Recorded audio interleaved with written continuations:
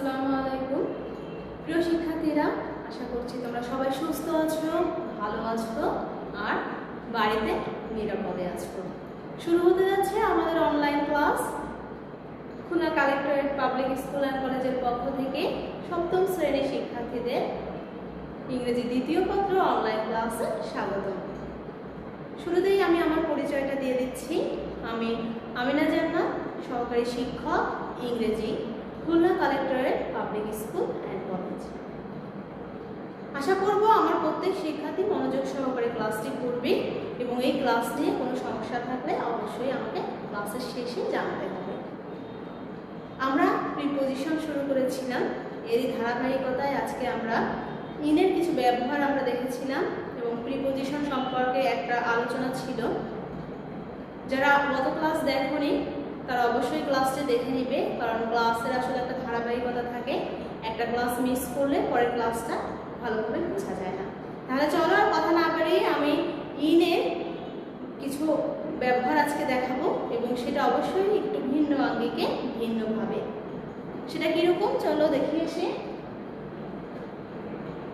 এখানে দেখো ইনের ব্যবহারটাকে আমি একটু ভাগ করে নিয়েছি। তার মানে যেসব সময়ের পূর্বে ইন ব্যবহৃত হয় সেগুলোকে আমি একটা আলাদাভাবে এবং হেডলাইনটা দিয়েছি টাইম। তার মানে কোন কোন সময়ের ক্ষেত্রে আমি ইন ব্যবহার করব সেটা আমি একটা আলাদা ক্যাটাগরাইজ করে নিয়েছি। দেখো শুরুতেই আমি দিয়েছি যে শতাব্দী, সেঞ্চুরি, শতাব্দীর ক্ষেত্রে ইন ব্যবহৃত হয়। ইন দ্য 1900s, ঠিক আছে। শতাব্দী শব্দটা হচ্ছে মানে 100 বছর হবে এরকম। আমরা জানি যে 17ই মার্চ আমাদের হচ্ছে শেখ মুজিবুর রহমানের জন্মবার্ষিকী ছিল এবং সেটা ছিল 101তম জন্মবার্ষিকী, মানে 100 হয়ে গেলেই সেটা শতাব্দী। এবং আমরা এও জানি যে এখন আমাদের মুজিব বর্ষ চলছে। তার মানে সহজে হচ্ছে যদি 100 থাকে, 100 বছর 100 সময় থাকে, সেক্ষেত্রে আমরা ইন ব্যবহার করতে পারি। যেমন এখানে দেখো ইন দ্য 1900s, ঠিক আছে, 100 থাকবে।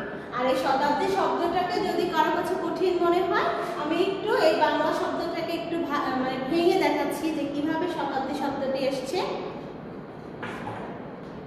যদিও আমি বাংলা গ্রামারের দিকে যাচ্ছি না, যদিও আমি ইংলিশ ক্লাস, কিন্তু আমাদের মাতৃভাষা বাংলা, বাংলাকে কোনোভাবেই অগ্রাহ্য করা যাবে না।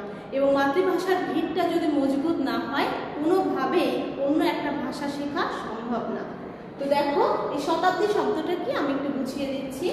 শতাব্দী শব্দটা এসছে শত অব্দের সমাহার থেকে। শতাব্দীর সমান হচ্ছে শতাব্দী। এখন এই শত মানে হচ্ছে 100, ঠিক আছে। এই সমাহার হচ্ছে সমষ্টি বোঝায় এবং এটি যদি আমি একটু গ্রামারের দিকে যাই, এটি হচ্ছে দ্বিগু সমাস, মানে হচ্ছে শুরুতে সংখ্যা থাকবে এবং শেষে কি থাকবে, একটা সমাহার থাকবে। তাহলে এটি হচ্ছে দ্বিগু সমাস। তাহলে দেখো তার মানে হচ্ছে 100 বছরের যখন একটা কম্বিনেশন হবে, 100 পুড়ে যাবে, সেটাকেই আমরা বলবো শতাব্দী। তাহলে দেখো এখানে এই জন্য শতাব্দীর পূর্বে আমি কি দিয়েছি, ইন বসিয়েছি, ইন দ্য 1900s। এবার দেখো এই যে ডিকেড, ডিকেড হচ্ছে দশক। দশক হচ্ছে শুরু বোঝাই যাচ্ছে যে এখানে হচ্ছে 10 থাকবে, তাই না। যেমন দেখো ইন দ্য 90s, ঠিক আছে। এক যদি আমি একটু মানে অঙ্কের দিক থেকেও যাই, গণিতের ভাষাও যদি করি, দেখো এক দশক দুইটা শব্দ আছে, তার মানে কি এটা দশক বোঝাচ্ছে, তাই না, ইন দ্য 90s। এরপর যদি বছর যায়, যে কোনো সাল, যে কোনো বছর, ইন 2000, ইন 2021, তুমি যে কোনো সালের পূর্বে, বছরের পূর্বে আমরা ইন ব্যবহার করতে পারি। এবার দেখো মান্থ, মান্থ হচ্ছে মাস, যেমন ইন মার্চ, ইন জুন, এরকম যদি থাকে সেক্ষেত্রে আমরা ইন ব্যবহার করব। এখানে তুমি যে কোনো মাস, তার মানে 12 মাসের যে কোনো একটি মাস যদি চলে আসে সেক্ষেত্রে আমরা ইন ব্যবহার করব। এবার দেখো উইক, উইক মানে হচ্ছে সপ্তাহ, সপ্তাহের পূর্বে ইন ব্যবহার করা যায়। ইন 5 উইকস, তার মানে হচ্ছে 5 সপ্তাহের মধ্যে। যেমন আমি যদি বলি যে 5 সপ্তাহের মধ্যে তোমাদের একটি কাজ দেওয়া হলো, সেটি তোমাদের 5 সপ্তাহের মধ্যে জমা দিতে হবে, ঠিক আছে? তাহলে এরকম মধ্যে হলে সেক্ষেত্রে আমরা ইন ব্যবহার করতে পারি। এবার দেখো সিজন, সিজন মানে হচ্ছে স্প্রিং, সিজন হচ্ছে ঋতু। এখানে আমি ইন স্প্রিং দিয়েছি, বসন্তকাল। তুমি এখানে যে কোনো সিজনসের নাম লিখতে পারো এবং তার পূর্বে খুব সহজেই ইন ব্যবহার করতে পারো। এবার আছে কিছু সময় আছে যেগুলো ফ্রেজ আকারে ওরকমই হয়, আমাদের ওটা বুঝতে হবে। সেটা হচ্ছে দেখো আমি দিয়েছি in the morning, in the afternoon, in the evening, ঠিক আছে? এখানে আমি যখন মর্নিং বলবো দেখো এই আরটা উচ্চারণ হবে না, মর্নিং একটা ওর মতো উচ্চারিত হবে, ইন দ্য মর্নিং। এখানে যখন আফটারনুন বলবো ইন দ্য আফটারনুন, এখানে কিন্তু এই আরটা বানানোর সময় আসবে, কিন্তু যখন আমরা উচ্চারণ করব উচ্চারণের সময় এই আরটা সাইলেন্ট থাকবে, এই আরটা উচ্চারিত হয় না, এটা সাইলেন্ট থাকে। এরপরে যখন আমি এখানে দেখো আমরা এটা সাধারণত আমরা ইভিনিং বলি, এটা একদম রং প্রনাউন্সিয়েশন। যদি তুমি কারেক্ট প্রনাউন্সিয়েশন করতে চাও সেক্ষেত্রে এটা হবে ইভিনিং, এখানে ইভি হবে না, ইভিনিং, ইন দ্য ইভিনিং। তাহলে এই হচ্ছে সময়ের ক্ষেত্রে আমি ইনের ব্যবহার দেখিয়েছি। এবার আমি যদি একটু স্থান মানে জায়গা ক্যাটাগরাইজ করি সেটাও আমি তোমাদের একটু দেখাবো। দেখো যদি প্লেস দিয়ে করি, প্লেস দিয়েও এটাকে ভাগ করা যায় যে কোন কোন স্থানের পূর্বে আমি ইন বসাতে পারি।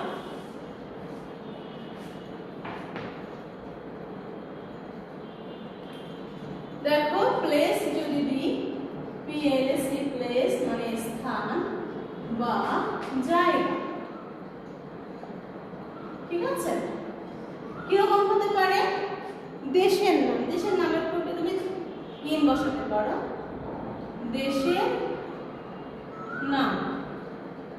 যেমন হচ্ছে মনে করো আমরা কোথায় বাস করি, বাংলাদেশে বাস করি, সেটা যদি বলি উই লিভ ইন বাংলাদেশ, বাংলাদেশে। যেমন আমি একটি বাক্য দিচ্ছি, উই লিভ ইন বাংলাদেশ। এখানে ইন বসেছে এবং কিসের পূর্বে বসেছে? বাংলাদেশের পূর্বে বসেছে। আমরা ফার্স্ট ক্লাসে শিখেছিলাম যে এই প্রিপোজিশন সব সময় কোথায় বসে? নাউন অথবা প্রোনাউনের পূর্বে বসে।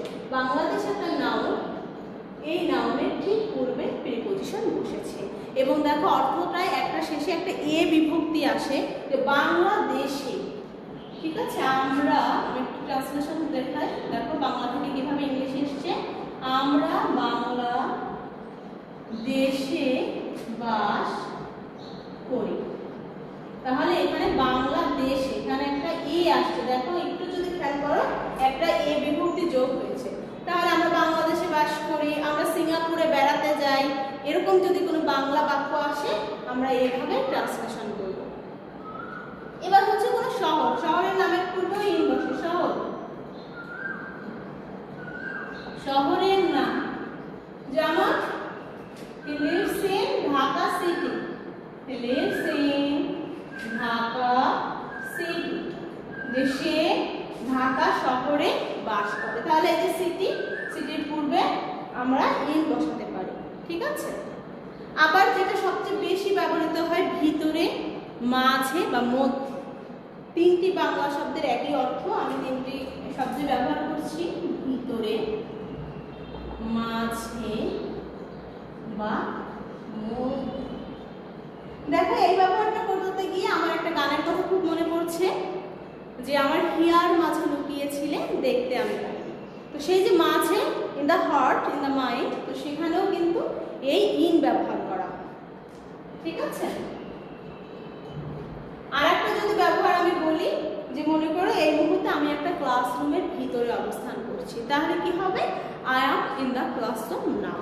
তো সেক্ষেত্রে আমরা এই ইন ব্যবহার করতে পারি। এখানে দেখো you are in my heart, ঠিক আছে? এখানে ইন, যে তুমি আমার হৃদয়ে আছো, আমরা বলি না। এবার হচ্ছে ভিতরে যদি বলি আম ইন দ্য রুম নাও, তার মানে আমি একটা রুমে ভিতরে ভিতরে আছে, ঠিক আছে? হৃদয়। আর একটা ভালো বাংলা আছে, সেটা হচ্ছে হিয়া। হিয়া মানেও কিন্তু মন, হিয়া। আমাদের সুন্দর সুন্দর বাংলা শব্দ শিখতে হবে। ইংরেজির পাশাপাশি আমি এটা সবসময় বলি, যেহেতু আমাদের মাতৃভাষা বাংলা, আমাদের মাতৃভাষার ভিতটা যদি মজবুত না হয় কোনোভাবেই ইংরেজি বা অন্য কোনো ভাষা শেখা সম্ভব নয়। এ কারণে আমরা সবসময় জন্য বাংলায় সেভাবে পারদর্শী হওয়ার চেষ্টা করব। তাহলে দেখো এখানে যে আই ইন দ্য রুম নাও, আমি এখন রুমে অবস্থান করছি।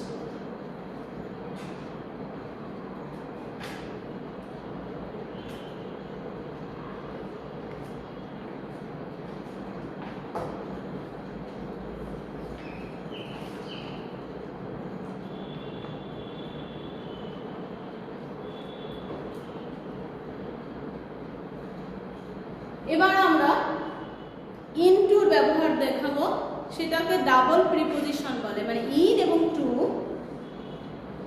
দুইটা প্রিপোজিশন এক হয়ে ইনটু আসছে। আমরা একটু খেয়াল করি।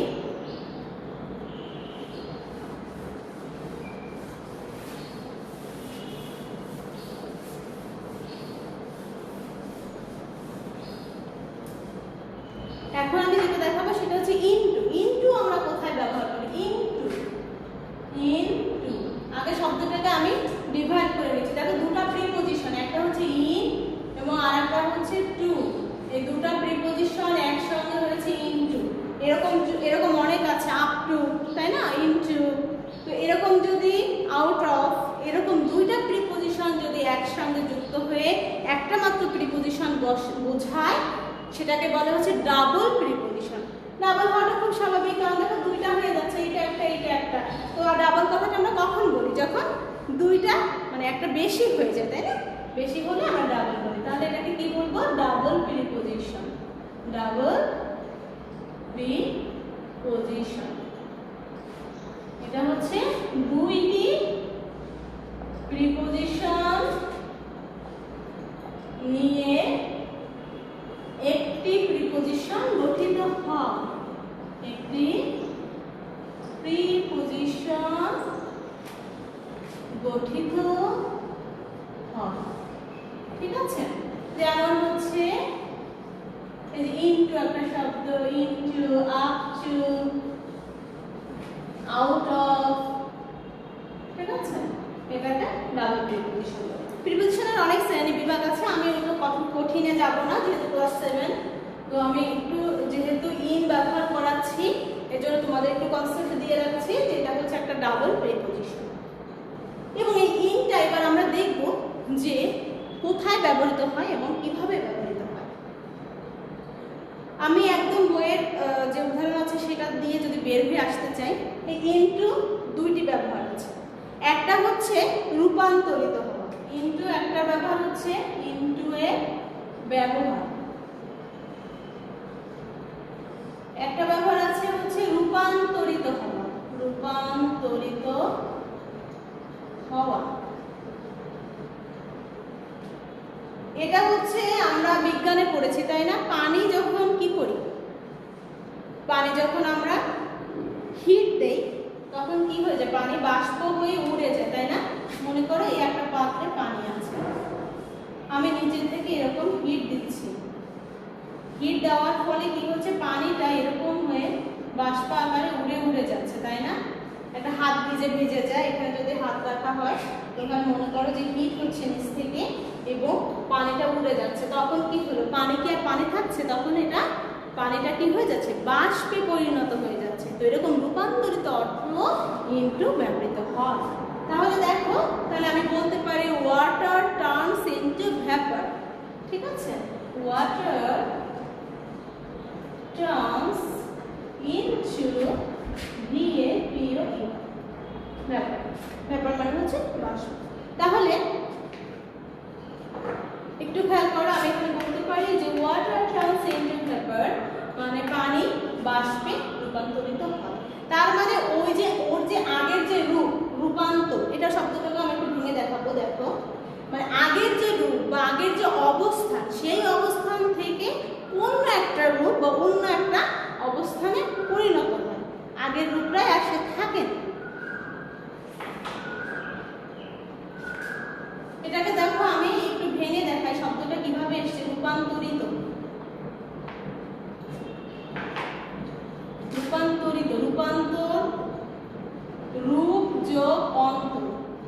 এটা হচ্ছে রূপান্তর, ঠিক আছে, রূপান্তর।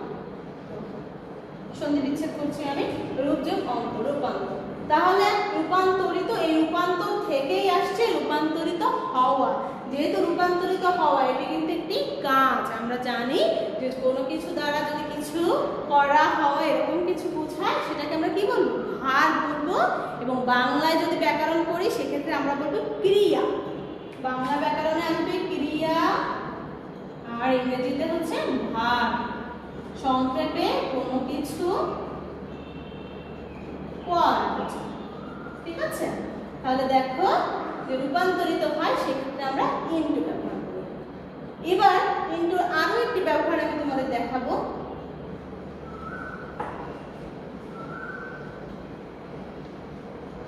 ইনটুর আরো একটি ব্যবহার আমি তোমাদেরকে দেখাবো। দেখো, সেটা হচ্ছে আমরা স্পোর্টসের সময় মেয়েদের একটি খেলা আছে, সেটি হচ্ছে ভিতর বাহির খেলা।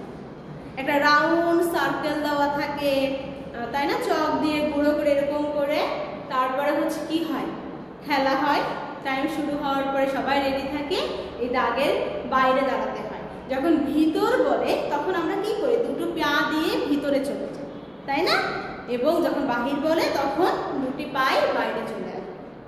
এখন যখন খুব দ্রুত বলা হয় তখন কি হয় বলো তো, দ্রুত বললে আমরা অনেক সময় ব্যালেন্স রাখতে পারি না, যে দেখা যায় হয় ভিতরে চলে আসছি অথবা বাহিরে চলে আসছি এক পা এবং ভিতরে আর এক পা। তখন কি একটা ফোর্স আমাদের ভিতরে কাজ করে। তো এরকম যদি কোনো মোশন, কোনো গতি থাকে সেক্ষেত্রে আমরা ইনটু ব্যবহার করব। সেটা কিরকম একটু দেখো।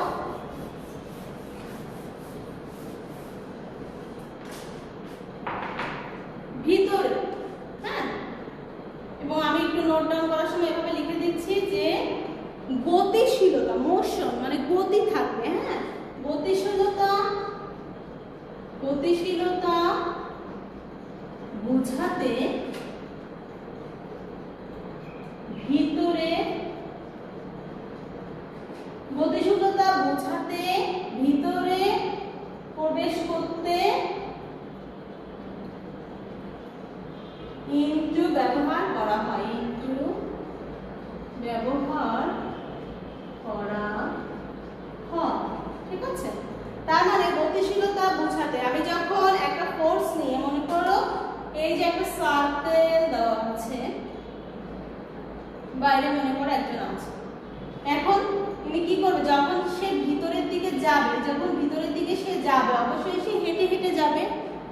যখন আমরা হাঁটি তখন আমাদের ভিতরে একটা স্পিড কাজ করে, একটা মোশন নিয়ে, মনে করো আমি যদি এখান থেকে হেঁটে যাই এরকম আমি কিন্তু একটা গতি নিয়ে যাচ্ছি, সেটা স্লো মোশন হোক বা র্যাপিড মোশন হোক, দ্রুত হোক, সেটা কথা না, কথা হচ্ছে এরকম যদি বাইরে থেকে ভিতরে এরকম আসা হয় সেক্ষেত্রে আমাদের একটা গতি কাজ করে। এরকম যদি গতি নিয়ে বাইরে থেকে আমরা ভিতরে প্রবেশ করি সেক্ষেত্রে আমরা ব্যবহার করবো ইনটু। সেটাতে কি ব্যবহার করবে, ইনটু, বাইরে থেকে ভিতরে, বাইরে থেকে ভিতরে।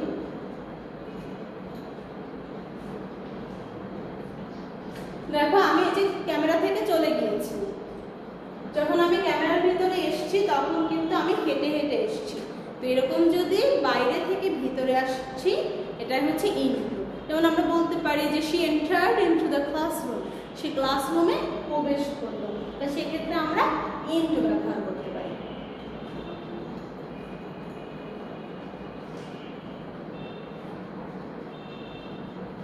দেখো এরপরে আমি যেটা দেখাবো সেটা হচ্ছে অন, ওভার এবং অ্যাবাবের ব্যবহার। তাহলে আমি এটা মুছে দিচ্ছি।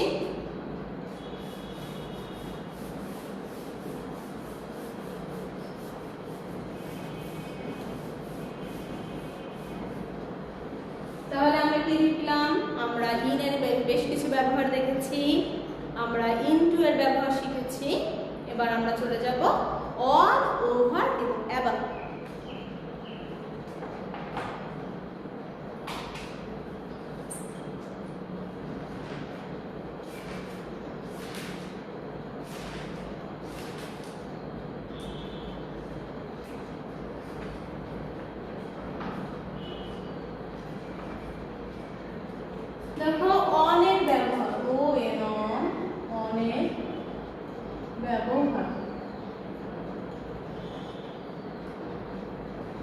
এই অনের অনেকগুলো ব্যবহার আছে। সবচেয়ে ফার্স্ট এবং সবচেয়ে বেশি গুরুত্বপূর্ণ ইম্পর্টেন্ট যেটা বেশি ব্যবহৃত হয় সেটি হচ্ছে স্পর্শ করে উপরে। সাধারণত এখানে দেখো উপরে বললে হবে না, উপরে বললে পরে একটু সমস্যা আছে। স্পর্শ করে উপরে,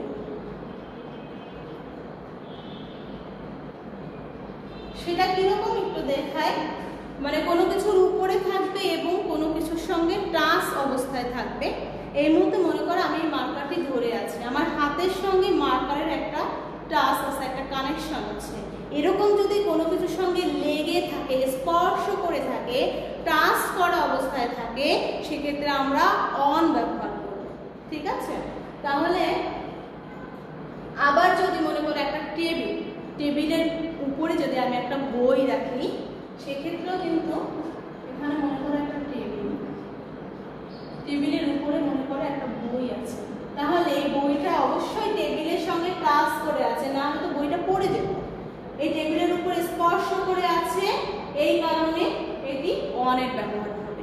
স্পর্শ করে থাকতে হবে, শুধু উপরে হলে হবে না, উপরে থাকবে এবং একটা স্পর্শ থাকবে।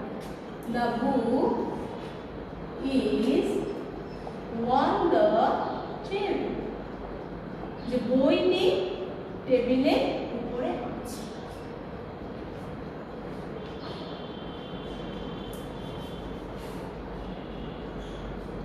যেহেতু প্রিপজিশন শিখছি, সবসময় যেন আমার বেসিকটা মনে রাখতে হবে যে আমি ইউজটা ঠিক জায়গায় করছি কিনা।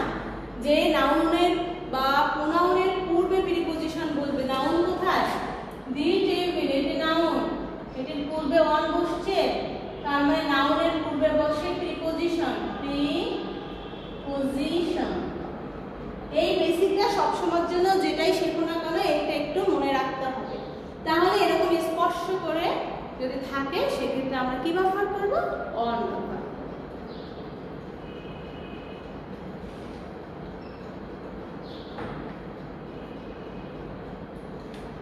কোনো যদি নির্দিষ্ট সপ্তাহ, দিন, তারিখের পূর্বে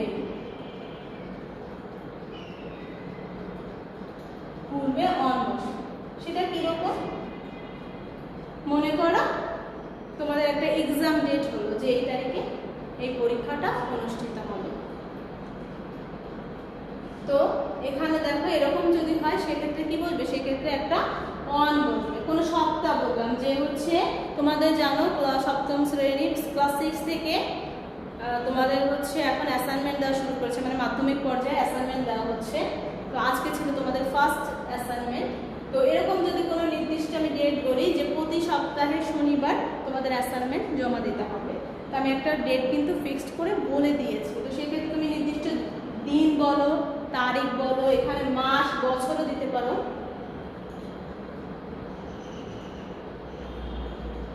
এখানে আমি আরেকটু মানে চেঞ্জ করে দিচ্ছি, নির্দিষ্ট সপ্তাহ,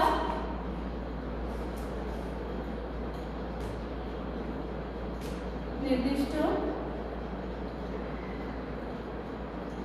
সপ্তাহ, দিন, মাস, বছর,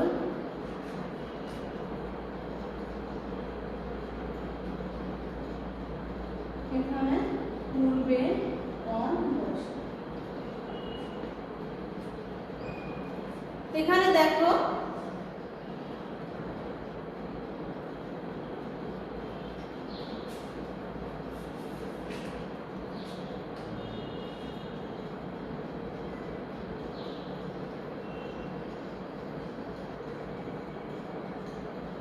এখানে মনে করো একটা ফিক্সড ডেট বললাম যে your exam will be held on, your exam will be held on 15 July.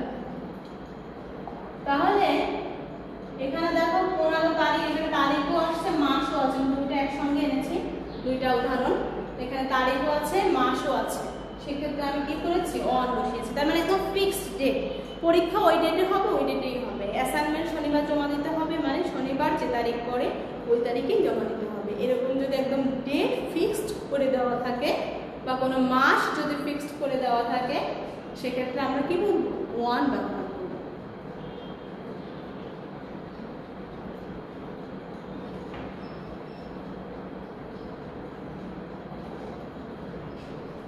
এবার কোনো নির্দিষ্ট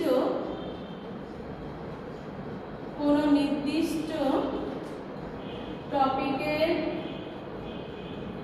পরে ওয়ান বসে। যেমন নির্দিষ্ট টপিকস মানে হচ্ছে আজকে আমি ক্লাসের আমার টপিকস কি? প্রিপজিশন। আমি ক্লাসটা কিসের উপর নিচ্ছি? প্রিপজিশনের উপরে নিচ্ছি। এটা বেশি কাজে লাগবে তোমরা হচ্ছে যদি ইংরেজিতে শিরোনাম লেখো, তাই না?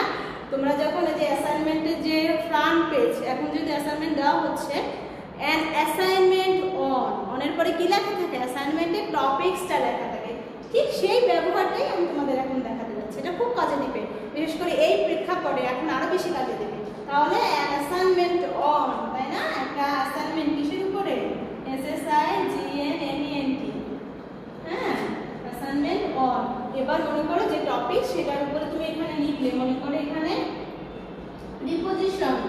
প্রিপজিশনের উপরে একটা অ্যাসাইনমেন্ট তোমাকে লিখতে বলছে। তো এই যে টপিকসটার পূর্বে আমি কি দেব? অন ব্যবহার করব। এই যে অনের ব্যবহার আরো আছে। নির্ভরশীলতা বোঝাতেও অন ব্যবহার করা হয়। নির্ভরশীলতা বোঝাতে অন বসে। সেটা কিরকম? এখন এটা হচ্ছে শব্দটাই হচ্ছে ডিপেন্ড অন। আমি বলেছি কিছু কিছু অ্যাপ্রোপ্রিয়েট প্রিপজিশন আছে, সেটি হচ্ছে তোমাদের মেমোরাইজ করতে হবে। সবসময় সেগুলোর পূর্বে ওই নির্দিষ্ট প্রিপজিশনটাই বসে। যেমন হি ডিপেন্ডস অন নোবডি,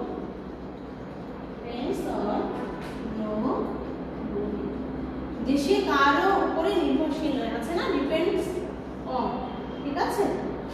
মানে নির্ভরশীল, হি ডিপেন্ডস অন নোবডি, সে কারো উপরে নির্ভরশীল নয়। এক্ষেত্রেও আমরা অন ব্যবহার করতে পারি।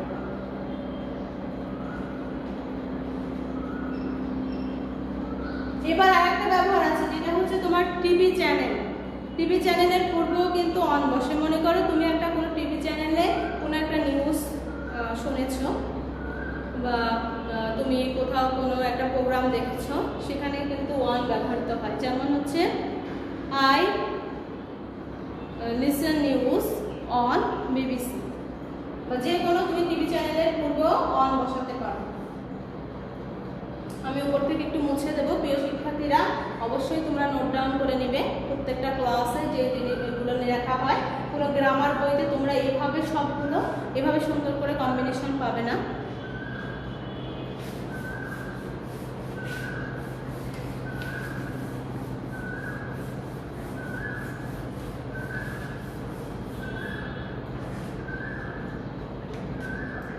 টিভি চ্যানেলের পূর্বে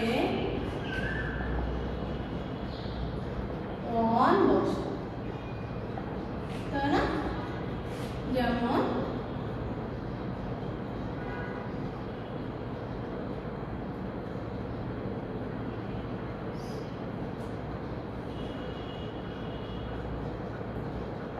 যেমন লিখেছি রিনা লিসেন্স নিউজ অন বিবিসি, যে রিনা বিবিসি নিউজ শোনে।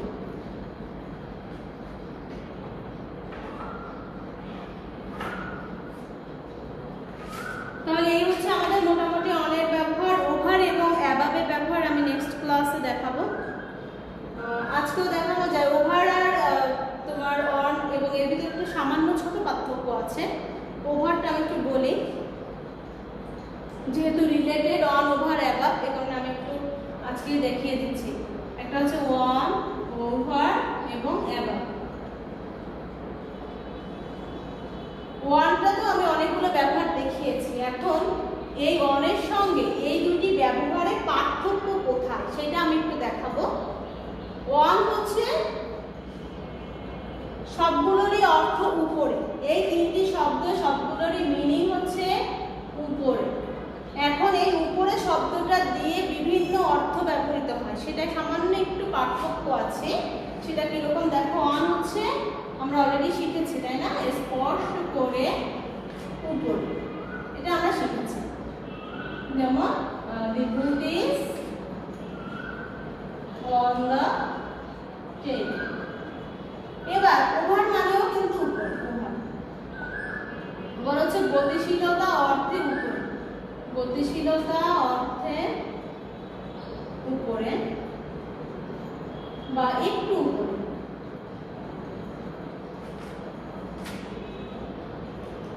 এখানে মনে করে এই মুহূর্তে যেহেতু আমাদের সামার সিজন চলছে, এই মুহূর্তে কিন্তু একটা ফ্যান আমার মাথার উপরে ঘুরছে এবং সেই ফ্যানটা কি করছে, একটা রাউন্ড অবস্থায় আছে, একটা মোশন নিয়ে ঘুরছে এবং নিশ্চয়ই আমার মাথার সঙ্গে স্পর্শ করে নেই তাই না, আমার মাথা থেকে একটু উপরে আছে। তো এরকম যদি ব্যবহার হয় সেক্ষেত্রে আমরা ওভার ব্যবহার করব। The fan is running over my head. The fan is running over my head. যে ফ্যান আমার ঠিক মাথার উপরে ঘুরছে, তার মানে অবশ্যই তো গতিশীলতা বোঝাচ্ছে তাই না। আরেকটা ব্যবহার আছে অ্যাবাভ। অ্যাবাভ হচ্ছে অনেক উপরে, মানে আমাদের মাথার উপরে কিন্তু কি আছে বলতো, একটা আকাশ আছে, সেটা অনেক উপরে। যদি এরকম অনেক উপরে থাকে সেক্ষেত্রে হচ্ছে আমরা অ্যাবাভ ব্যবহার করব। A B O V E, অনেক উপরে। সেক্ষেত্রে আমি কি বলতে পারি, উদাহরণটা কিভাবে দিতে পারি, যে there is a sky above my head. There is a sky above my head. দেখো এই হচ্ছে আমাদের ওয়ান ওভার এবং অ্যাবাভ এর মধ্যে যে বেসিক যে পার্থক্যটা দেখা যায় সেটি হচ্ছে এটা।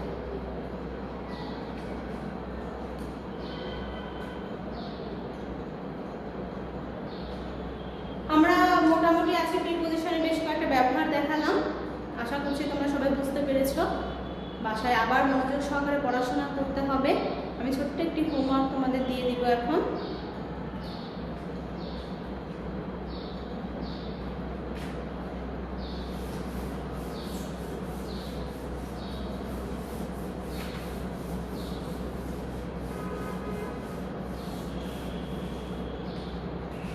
দেখো হোমওয়ার্ক তোমাদের এই জিনিসগুলো,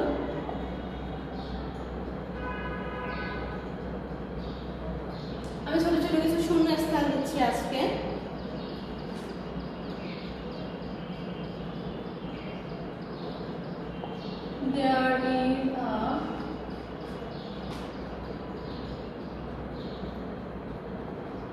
There is a book dash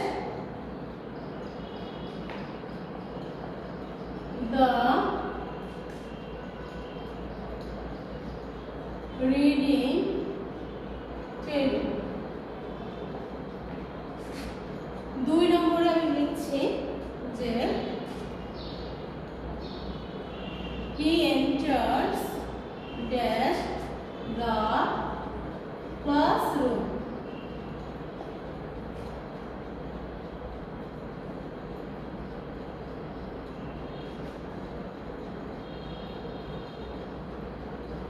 Mr. Rohim lives dash Dhaka.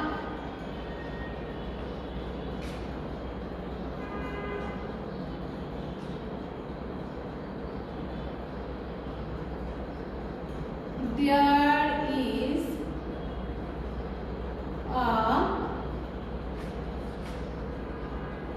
a ceiling fan dash my head.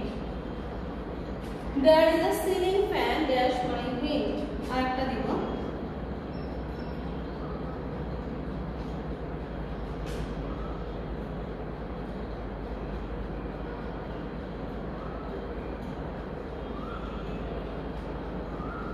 the assignment will be submitted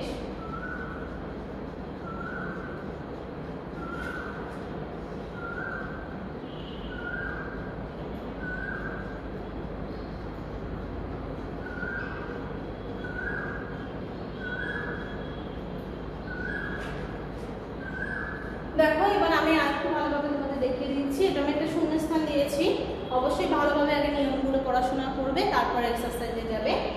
There is a book, there's a reading table. He enters the classroom. Mr. Robin leaves dash Dhaka. There is a ceiling fan dash my room. The assignment will be submitted dash March 2021. ঠিক আছে? প্রিয় শিক্ষার্থীরা, আজ এ পর্যন্তই। সবাই আশা করব homework জমা দিবে এবং নিয়মিত ক্লাস দেখবে, আমাদের সাথেই থাকবে। সবার সুস্থতা এবং মঙ্গল কামনা করে আজকের ক্লাস এখানেই শেষ করছি। আল্লাহ হাফেজ।